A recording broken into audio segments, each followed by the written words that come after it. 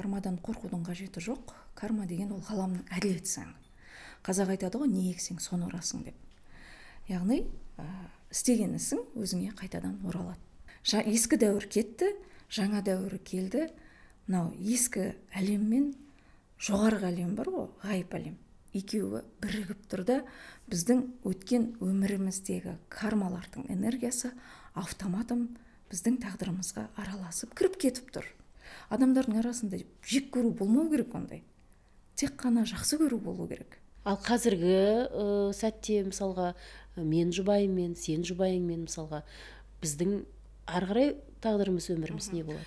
Рухани оян, ізден, оқы, түсін, жүрегіңмен қабылда, кешір, жақсы көр дейтіні сол. Өтірік айтпайтыныңды білем, бірақ логикам қосылып кетеді. Мысалға сеніп келе жатам да, бір моментте логика қосылады да, бір жоқ, олай болуы мүмкін емес. Көзіңмен көріп, қолыңмен ұстамағаннан кейін сенім қиындау. Сосын біз сансыз рет мынау бәленбай рет жерге не үшін келіп жүрміз? Мынау сананы дамыту үшін, левый полушарие дейді ғой, соны дамыту үшін. Армысыздар, құрметті көрермендер, сіздермен бірге Айгүл Нұртай және Жанат Бақыт. Бұл Жан Жиһаны подкастының кезекті шығарылымы. Егерде рухани оянамын деп жүрген болсаңыздар, біздің подкастымыз сіздерге қандай да бір көмек береді деген үміттеміз. Өткен жолы біз подкастымызде жаңа дәуір жайлы біраз әңгіме айттық, Жанат. Рухтың не екенін, жанның не екенін, карманың осы жанның қайта-қайта өмірге келуімен тікелей байланысты ғой. Мысалға, тікелей байланысты. Соны қазір дәл осы сәтте анықтап айтып берсең, карма қай уақытта пайда болады, және карманы өтеу қалай жүреді? Қазір адамдарда мынандай жағдай болып жатыр, және бұл жағдай өте көп адамда бірдей қайталануда. Былай деп келеді: 3 жыл көлемінде өмірім қатты өзгеріп кетті. 3 жыл бұрын мен кім едім, қазір кіммін? 3 жыл бұрын кәдімгідей үлкен бастық, не ішем не кием жоқ, қалтасында пішен ақша, зәулім үйде тұратын басшы едім. Бүгінгі күні сөзін шыны керек, түк жоқ дейді да. Жолдасым тастап кеткен.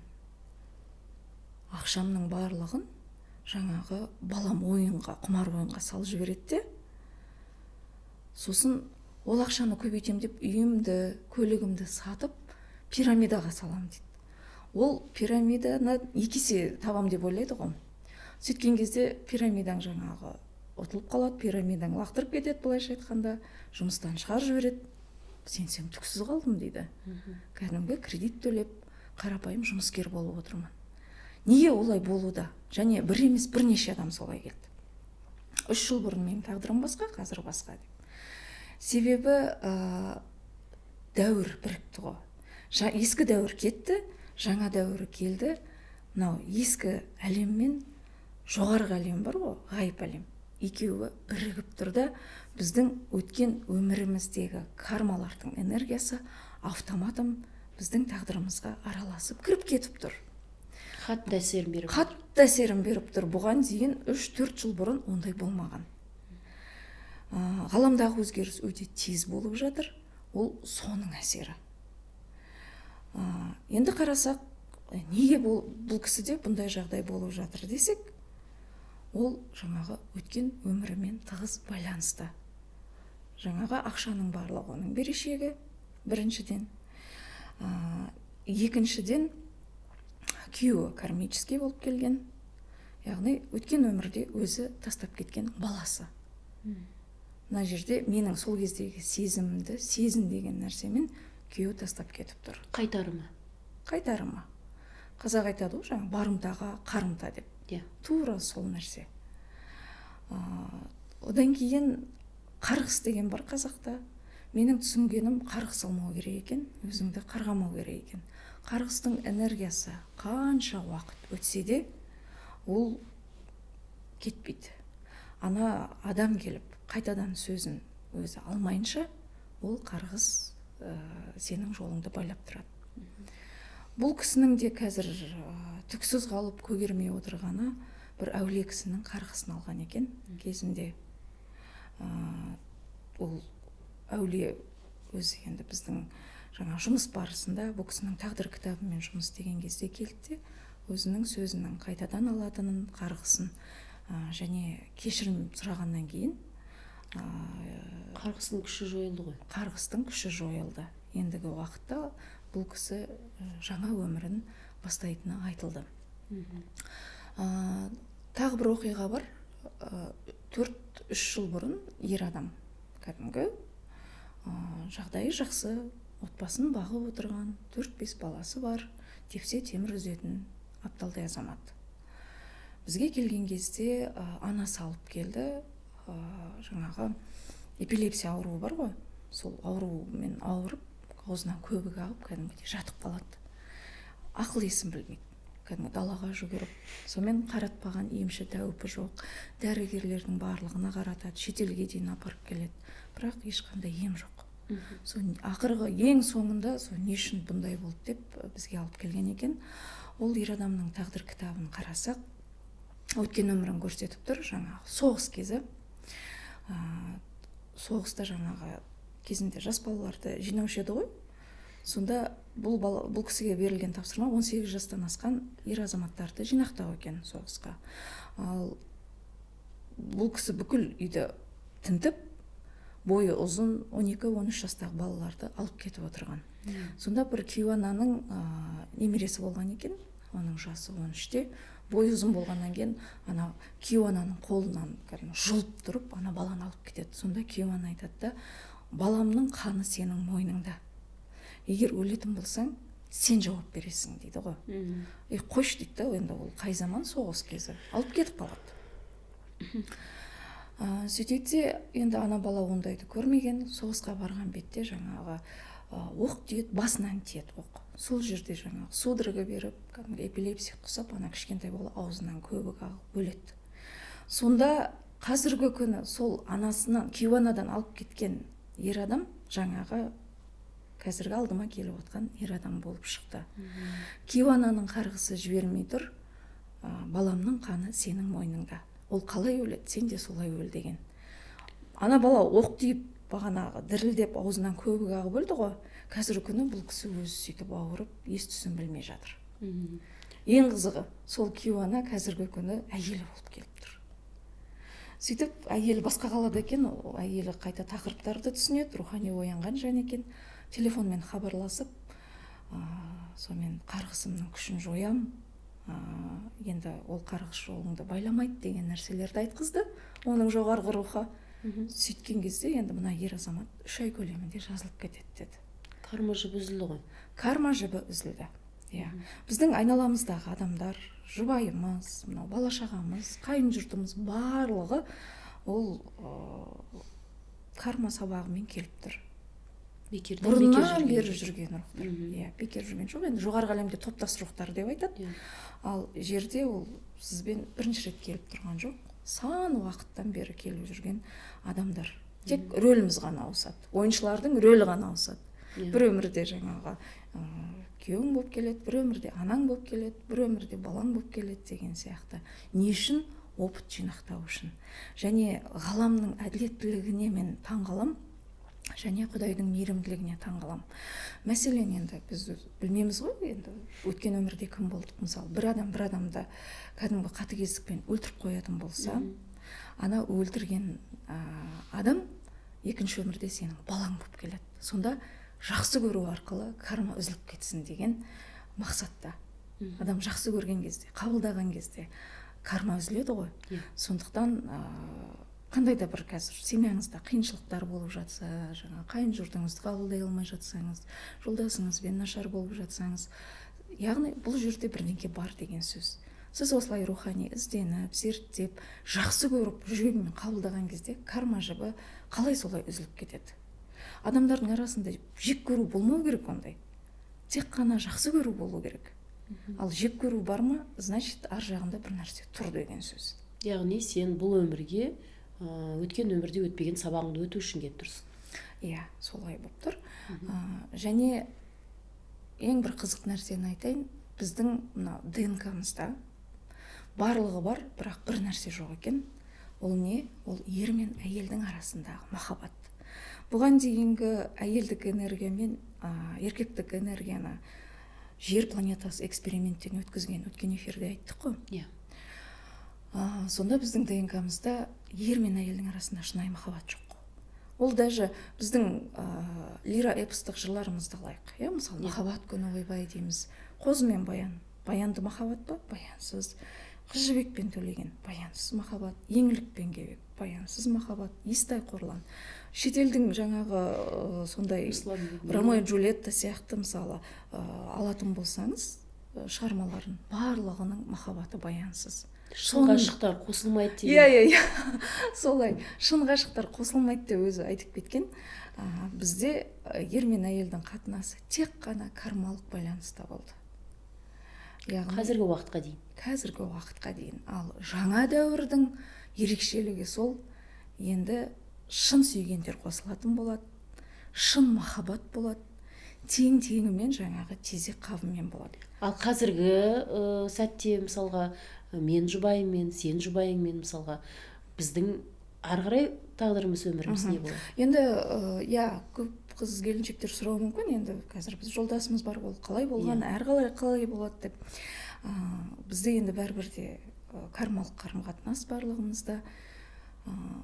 Егер сен осылай рухани оянып қабылдаған кезде жүрегіңмен сан ғасырдан бері келе жатқан кармалық жіп үзіліп тып-тыныш екі жаққа тарасасың, немесе жаңа танысқан қыз бен жігіт сияқты арамызда бір жаңа сезім пайда болады, махаббат пайда болады. Таза махаббат. Ол әр адамның өзінің қолында. Рухани оян, ізден, оқы, түсін, жүрегіңмен қабылда, кешір, жақсы көр дейтіні сол. Ол ер мен әйел тіпті ажырасқанның өзінде жаңағыдай бет жыртысып бір-бірін көрместей кетпеу керек.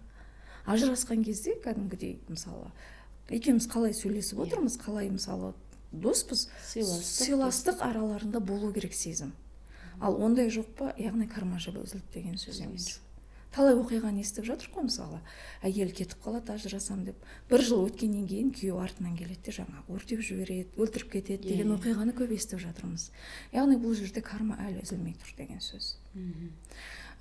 Егер мысалы осындай тақырыпты түсініп, қабылдап, бірақ сонда да жаңағы жаныңдағы адамның сіз түртпектеп, жаңағы ашуыңа тию қоймайтын болса, ойша айтуға болады, түсініп. Яғни осы жерде Жанат бір сөзіңді бөліп жіберейін. Жаңағы карма үзу сөзін айтқалы тұрсың ғой, мысалға ерлі зайыпты жұпта бір адам түсінуі мүмкін бұл тақырыпты, біреу түсінбеуі мүмкін. Ол кезде қалай болады? Түсінген адам осы бағанағы сөздерді айту керек іштей.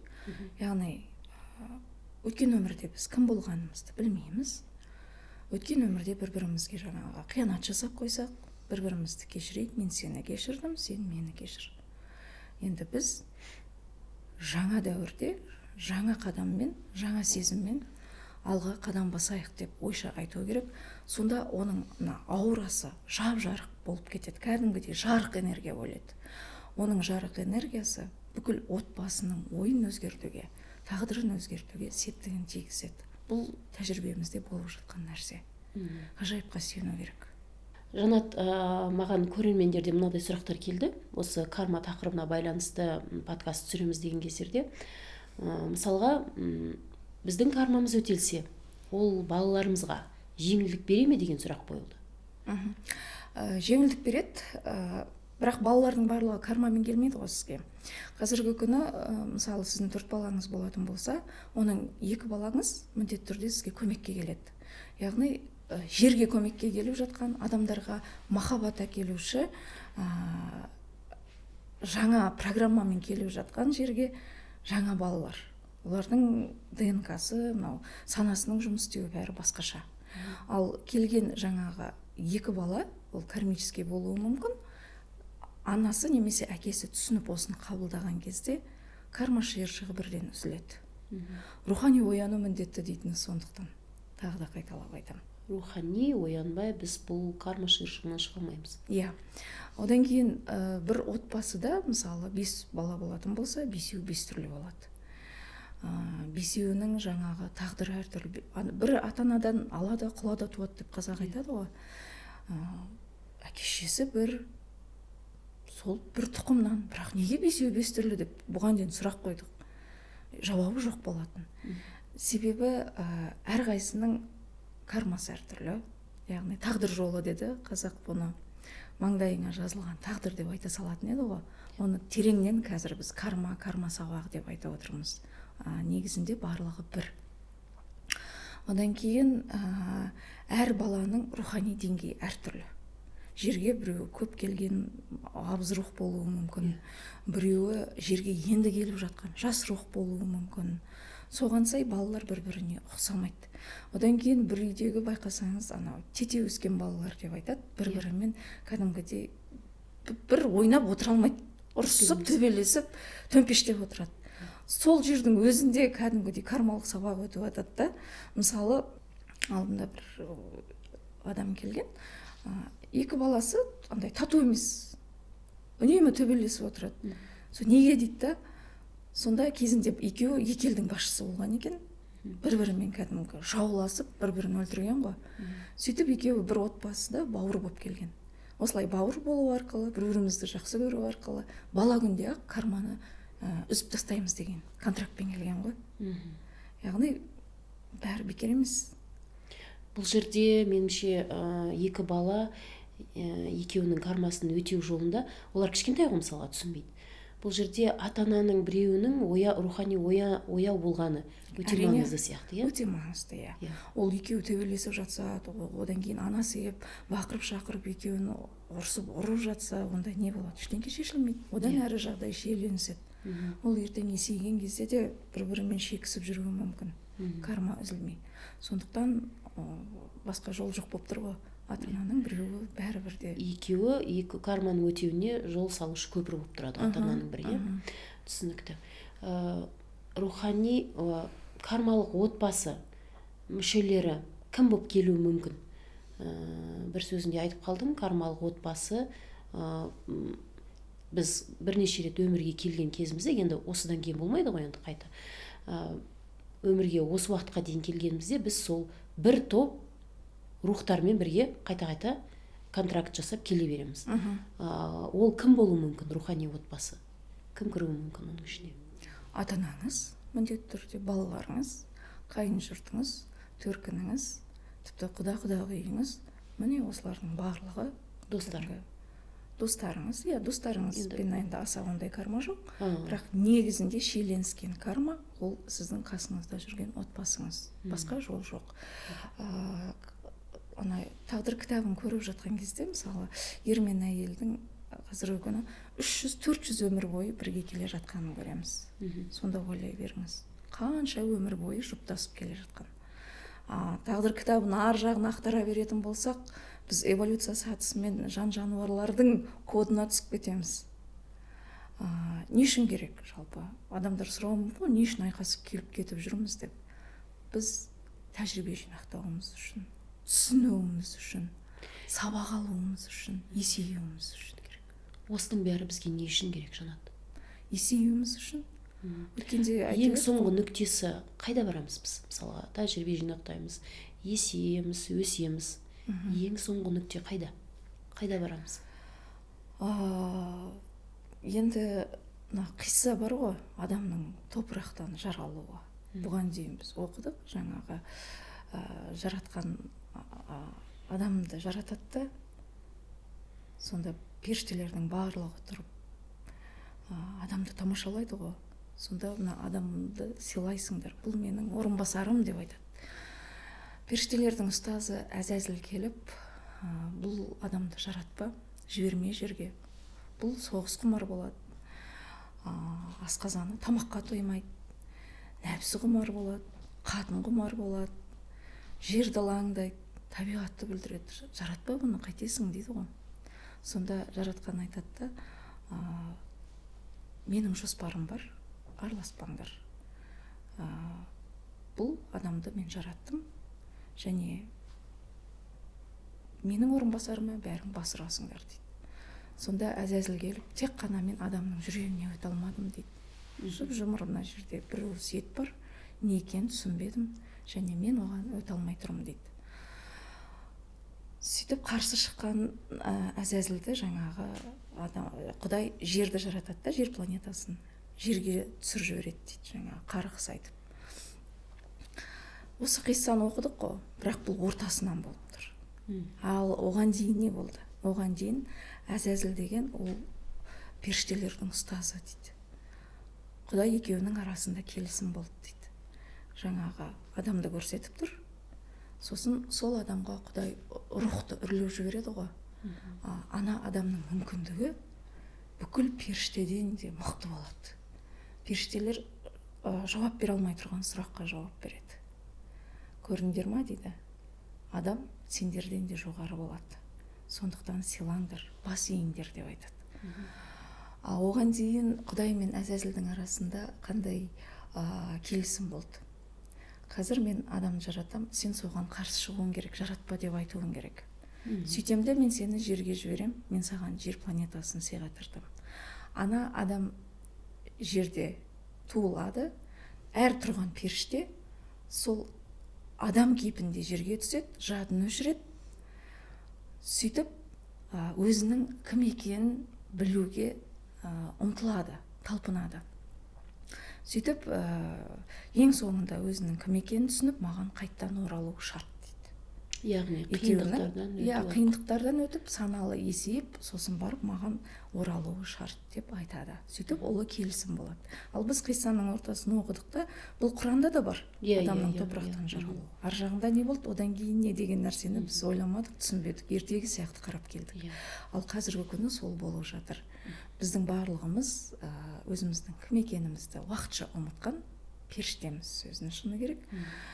Енді кім екенімізді, Құдай сипатты екенімізді есімізге түсіретін, Құдайға жаңағы адаспай есікті ашатын уақыт келіп тұр.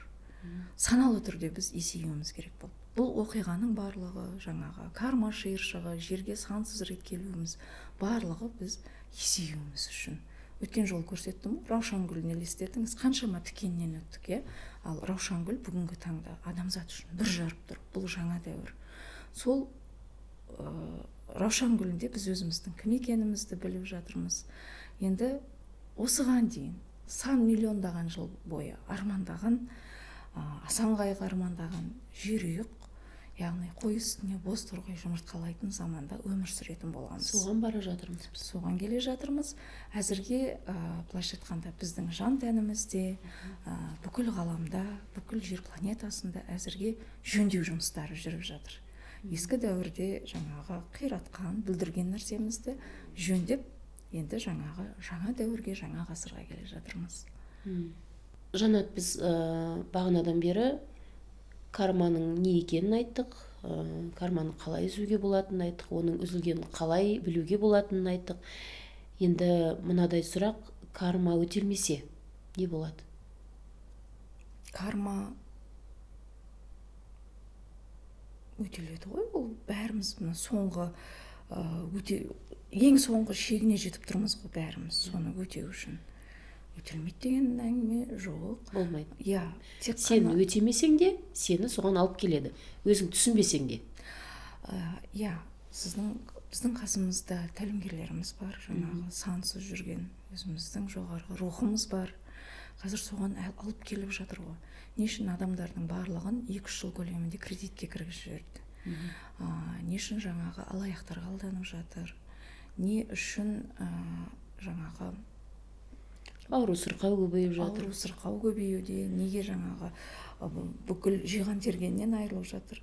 Ол басқа жол жоқ, соған алып келе жатыр. Тек әр адамның өзінің контрактысы бар.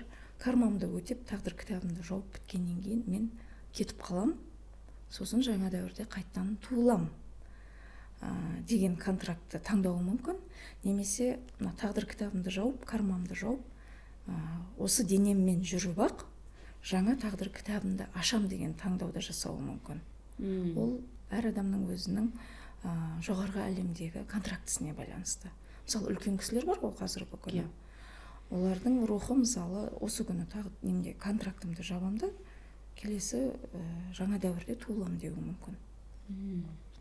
Ал бірақ адамдардың 80% жаңа дәуірге осы денемен өтеді деген сенім бар. Жанат, карма жолында қиындықтар қалай жасалады? Оны кім жасайды? Бұрындары біз қандай да бір қиындық болса, біз жын, шайтан деген сияқты соларға бәрін солардың мойнына асып келдік. Қазіргі түсінік бойынша ол дұрыс емес. Иә, енді ол кезде біздің санамыз төменгі деңгейде болды ғой. Немесе жаңағы алла тағалаға бүйтіп ысыра саламыз жауапкершілікті, немесе жын шайтанға ысыра саламыз. Бірдеңе бүлдірсек жын шайтан, кедергі болса алла тағала маған бермеді дейміз. Айтып жүргеніміз сол. Біз есейген адам болдық, жаңағы жауапкершілікті аллаға, жын шайтанға ысыра салмау керек, түбін зерттеу керек, не үшін бұлай болып жатыр деген нәрсені. Жаңағы қиссаны мен бекер айтып отырған жоқпын. Яғни әзәзілмен Құдайдың алдында ұлы келісім болған. Ат айтып тұр ғой, әзіл, мықты әзіл деймсіңдер мен деген сөз, ана періштелерге айтып тұр. Бұның барлығы ойын болады, әзіл болады. Не үшін? Сендер есеюлерің үшін. Адаспай қайтадан осы жаққа жаңа жаратқанның алдына есікті адаспай тауып келулерің үшін деп айтып тұр. Енді қараңыз, біз жан тән біз деп айттық қой, және біздің рухымыз бар жоғарғы әлемде, Құдайдан бөлініп шыққан. Ол дана, ол барлығын біледі. Және жер деген ол біздің жанымыздың, душа дейді ғой, жанның тәжірибе алатын, сабақ алатын мектебі. Енді сол мектептегі оқу программасын жасау керек қой. Түрлі кедергілерді жасау керек. Жан есею үшін, тәрбиелену үшін. Сонда сол кедергілерді жасайтын біздің рухымыз екен. Кәдімгідей әрқайсымыздың рухымыздың бөлек кабинеті бар, бүйтіп қойып неше түрлі кедергілерді жасап отыр. Мысалы, бұған деген не бар ғой, қасиетті шөптер бар ғой, дәрілік шөптер. Сол шөптерді қайнатып, біз ауыратын болсақ, емделіп отырғанбыз енді. Бұрынғы өмірлерде енді. Ата бабамыз деп айтамыз, бірақ ата бабамыздың өзіміз болып тұр ғой, келіп тұрған. Сонда не істейді? Біздің рухымыз алады да, дәрілік шөптердің жаңағы емдік қасиетін алып тастайды. Шөп бізге көмектеспейді. Енді не болады? Адам жаңағы дәрі шығара бастайды. Сосын ол дәріге тәуелді болады. Ол дәрінің емдік және адамға әсер ететін әсерін алып тастадық дейді. 10% әсер ететіндей қылдық. Жай ғана ауырған білдірмейді, обезболивает дейді ғой. Соны ғана қалдырдық дейді. Сосын сендер оған тәуелді болдыңдар. Сосын ол дәріңде қымбат қылдық. Дәрі қымбат болу, ол ақша табу үшін жұмыс істеулерің керек.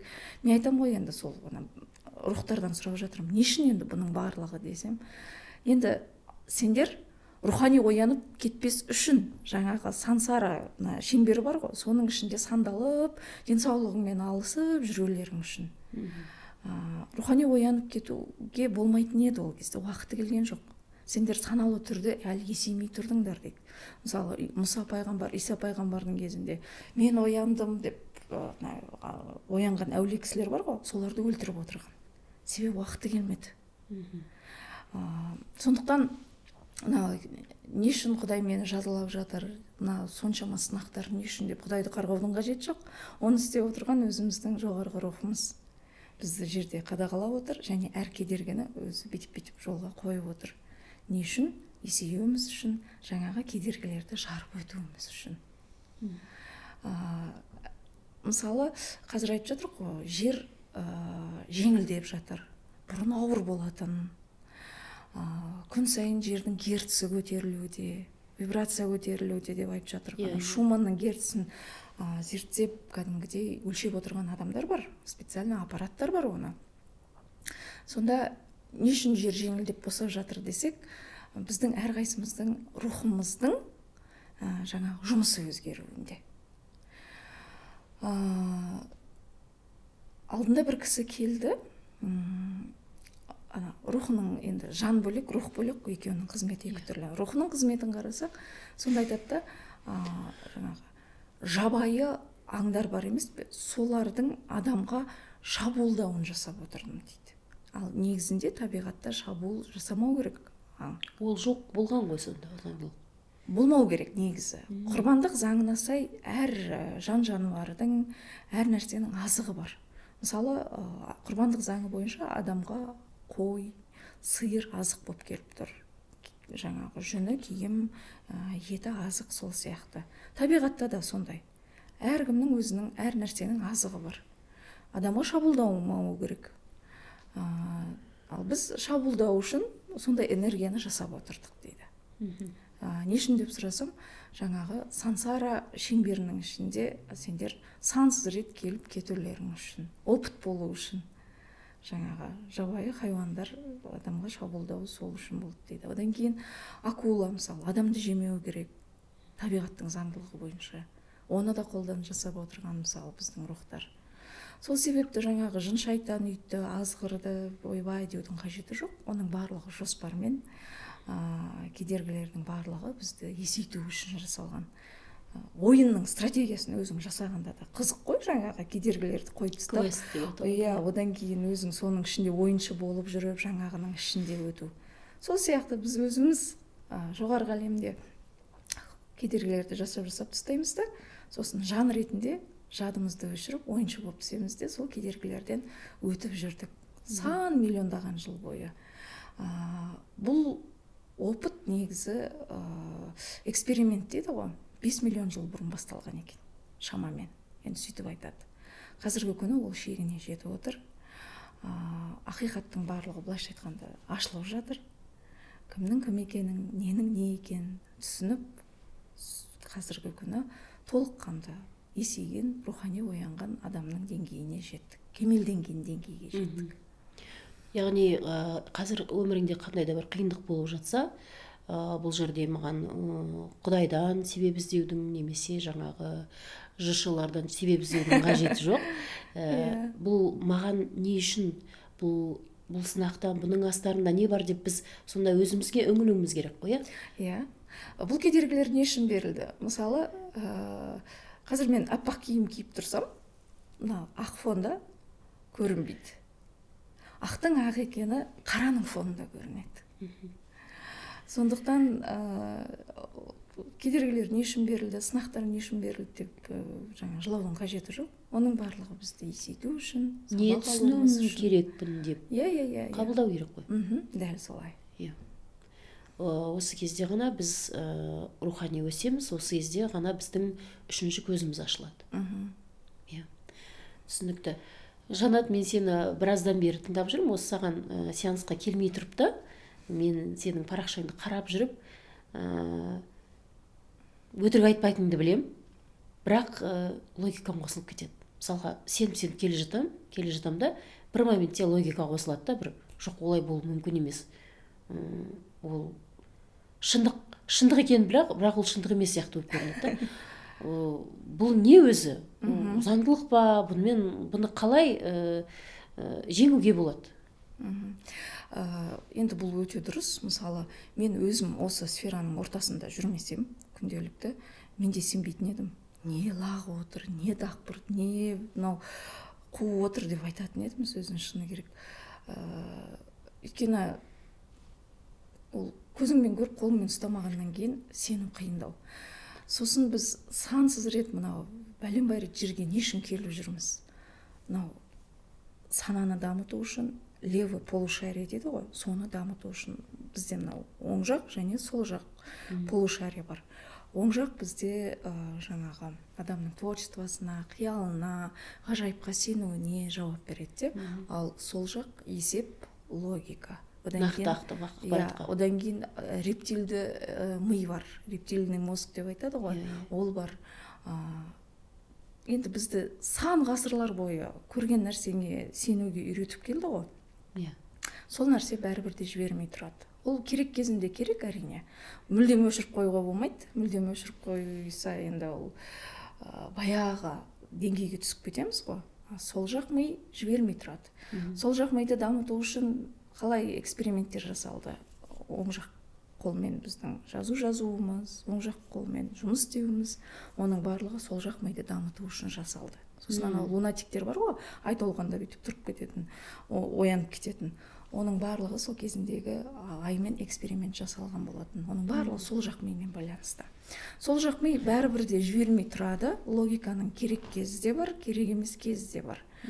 Мәселен, анау кеше бір кісі жазыпты, сеніп келе жатам да, бірақ ертегі сияқты, сондай болады менде де. Миф сияқты, сондай дейді да. Мен айтам да, мысалы, бірдеңке бүлдірсең, мені шайтан азғырт деп айтасыңдар. Алақандарыңды жайып Құдайға сыйынасыңдар. Мен қазір айтсам, жын шайтанды да Құдайды да маған көрсетші деп айтсам, сіз көрсете алмайсыз, бірақ сіз сеніп тұрсыз. Сонда сен оларға сенесің да, басқа нәрсе сонда жоқ болғаны ма деймін ғой. Мынау ғаламның өзі, әлемнің өзі қазір осы жерде біз 10% нәрсені көріп отырып, 90%-ды көріп отырған жоқпыз ғой. Сондықтан 10% нәрсені көрдім деп 90%-ды жоққа шығаруға болмайды. Ол бар нәрсе. Оның үстіне көп нәрсені біз айтпаймыз, сөзін шыны керек, өйткені адамдар сенбейтінін түсінеміз. Мысалы, Маңғыстауға бардық қой. Жері мынандай да, ерекше жер Маңғыстауда, егер болсаңыз. Бір жер жаңағы төбесі жоқ, аппақ-аппақ таулар, бір жердің жаңа домалақ-домалақ мынандай тастар, анау торша тастар дейді ғой. Тағы бір жерінде ерекше бір сондай шөптер шығады деген сияқты. Сонда біз параллель әлем арқылы көріп тұрмыз, кімдер өмір сүріп жүрген. Және пенделік көзқараспен айтушы едік қой, осы жер жоқ, жер жетпейді, ойбай не таласып жатыр. Жер деген толып жатыр ғой, міне. Пойызбен жүрген кезде де мына жердің барлығы бос деп айтамыз. Ал шындығында ол жердің барлығы бос емес. Әрқайсының өзінің иесі бар, әрқайсының өзінің қорғаушылары толып тұр. Мультфильмдегі кейіпкерлер жаңа тролльдер, аватарлар, бойлары 20 метр адамдар, барлығы сол жерде мекен етіп жатыр. Әрқайсысы бөлек-бөлек. Кәдімгідей ертегілер әлемі сияқты. Және сөйлессең, әрқайсының өзінің қызметі бар. Мен бұндай нәрселерді көп айта бермеймін, себебі адамдардың ойын оқып отырмын. Бүйтіп түсініп келе жатады да, мысалы, жаңа кармаға келгенде өзінің тағдырына байланысты ғой енді. Мысалы, күйеуімен, енесімен неге нашармын. Оны тыңдайды да, ол өзіне керек нәрсе себебі. Өзінің жан екенін, жаңағы рух екенін, осының барлығы өзінің жасаған сценарий екенін түсінеді де, жүрегі жай тауып, оған керек, ол тыңдайды. Сөйтіп келген кезде жаңағы біздің жерлерде жаңа аватарлар бірге тұрады екен деген сияқты айтсаң, ой, ғажайыпты айтқан кезде қош, қайттан ми қосылып кетеді. Қайттан қуды дейді, алдындағы сенген нәрсесінің барлығын жоққа шығарады. Сол үшін мен бұл тақырыптарды көп қозғамаймын. Бірақ на самом деле, бірақ шындығында ол болып жатқан нәрсе, көріп жүрміз. Былтыр наурыздың 21-нен басталды бұл тақырып. Сонда мен көрермендеріме айтам ғой, ештеңе жасырған емеспін. Қалай ғаламда болып жатыр оқиғаны, барлығын эфирде айтып отырдым. Басында адамдардың барлығы шулағаны сол. Не айтып жүрсің, өтірік нәрсе, қиялға жайып нәрсе деп айта берсін дедім адамдар. Бірақ қалай бар ақпаратты мен солай жеткіздім. Ал қазіргі күні кішкене фильтровать етіп жатырмын, өйткені адамдар түсініп қалды ғой, біраз адам. Және түсініп, осыған дейін бүйтіп жинақтаған нәрсені мына тақырыпқа келгенде жаңағы сенімін жоққа шығармаса екен деп сөйтем да, ұстап қалам. Бірақ параллель әлемде бізбен бірге ертегілер кейіпкерлерінің, жаңағы мультфильмдегі персонаждардың барлығы өмір сүріп жатқаны рас. Олардың әрқайсының қызметі бар, әрқайсының өмірі бар. Және ол ғажайыптарды алдағы уақытта барлық адам көретін болады дейді. Бірінші уақытта не істеу керек ол? Қараңыз, кешегі күні ай қызметін өзгертті. Қателеспесем, қаңтар айында айтқан едік, жаңа ай іске қосылайын деп тұр. Бұл Құранда да жазған. Қасиетті кітаптардың барлығында жазған айдың екіге жарылатыны туралы. Бірақ адамдар басқаша түсініп келді. Кәдімгі ай алады да бүйтіп ортасынан екіге жарылады деп түсініп келді. Жоқ, олай емес. Ескі дәуірдің түсінігімен, қағидатымен бірге жер планетасынан бір пленканы бүйтіп қап-қара слойды сыпырып алып тастаған сияқты болып жатыр да негізі ғаламда. Сонымен бірге ескі айда өзінің қызметін өзгертіп, ескі ай бір слой кетіп қалды. Айды негізі былай бұрынғы кезде қызметін жақсы деп айтпайды. Ай арқылы жаңағы адамның бойындағы қатыгездікті, жаңағы ашушаңдық мінезді ай арқылы жасап отырған.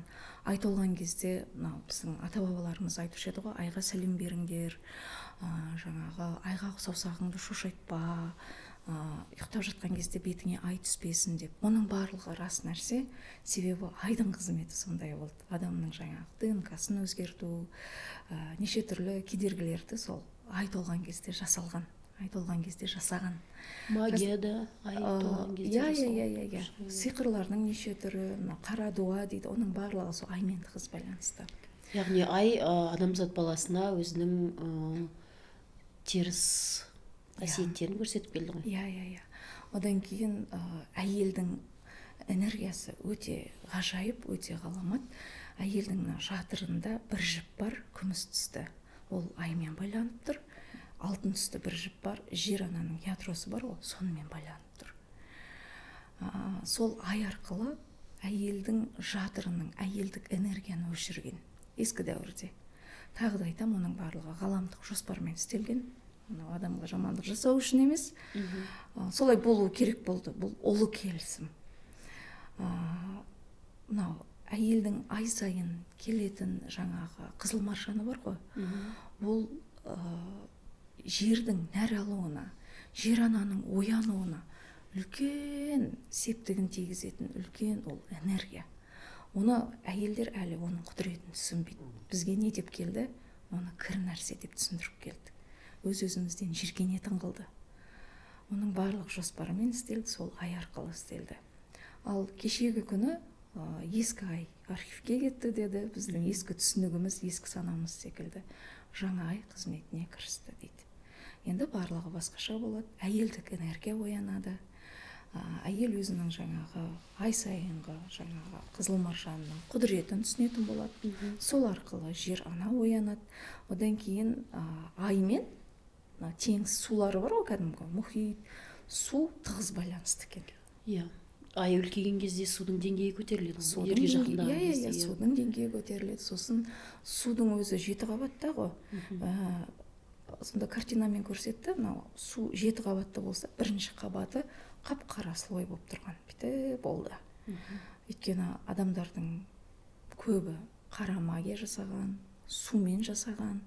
Сондықтан судың беті қап-қара болып тұрды. Жаңағы астында ғажайыпты адамзат бұған дейін көрмеген екен. Кешегі күні айдың қызметінің өзгеруімен судың жаңағы 7-ші қабаты мен 1-ші қабаты орнын ауыстырып жатты. Яғни алдағы уақытта сендер көрмеген ғажайып балықтарды көретін боласыңдар. Мынау судан шығатын суындар бар ғой, оны біздің ата-бабамыз айтып кеткен, су жылқысы, оны көретін боласыңдар. Сосын су перілері, русалка деп айттық қой. Ең әуелі 3-ші көзбен көретін боласыңдар. Сосын ол қалыпты жағдайға айналғаннан кейін кәдімгі бас көзбен көретін боласыңдар. Олардың қызметі адам суға батып бара жатса, тез-тез көмектесіп жағаға шығарып тастайды. Яғни бірге, бұрынғыдай бір-бірін қорқытып, үркітіп өлтіру емес, бір-біріңмен жаңағы бейбіт түрде байланыста болатын боласыңдар. Сосын судың астында көп жатқан жаңағы өлген балықтардың сүйектері бар, көп өлген адамдардың сүйектері жатыр, адамдардың тыққан құпиялары жатыр. Оның барлығы керек емес, жағаға шығарып тастайтын боламыз деді. Соған қарағанда алдағы уақыттарда судың астынан көптеген құпиялар табылатын сияқты. Енді осындай нәрсені айтсам, қазіргі басынан бері тыңдап отқан көрермен сеніп келе жатып осы жерге келген кезде сенбей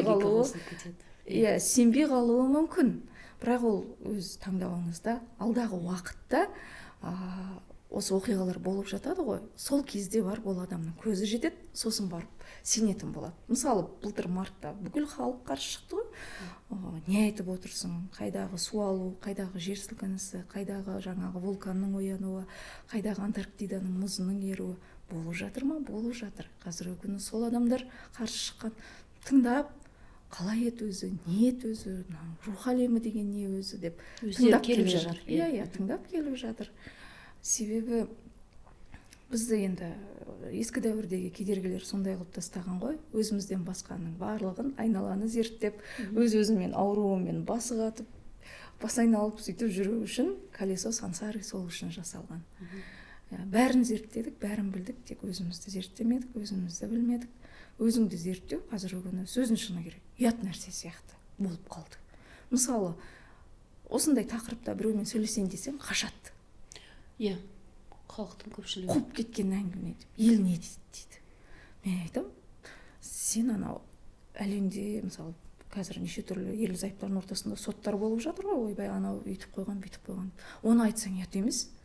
А неге сен өзің туралы айтсаң ұят? Өзіңді зерттеу не үшін ұят деймін да? Сонда не болып тұр бұл жерде? Қорқыныш болып тұр ғой. Қорқыныш. Елдің сөзінен қорқу. Иә, солай. Жанат, осы салада өзіңді тану арқылы саған қазір көп құпиялар ашылып жатыр. Осыны таныту арқылы сен қазір үлкен жұмыс жасап жатсың. Көпшілігінде сыртта жүресің. Бұған жалпы сенің отбасыңмен қазір отбасыңның бұған көзқарасы қандай? Өзіңде балаларың бар, кішкентай, жолдасың бар мысалға. Осының барлығын сен қазір қалай қатар алып жүрсің? Бұл мен үшін үлкен сұрақ. Негізі мені дайындаған екен. Әу бастан телеарнада жұмыс істеп жүрген кезде өзім оқуым бар, телеарнам бар, одан кейін күйеуге шықтым, бала шағам болды.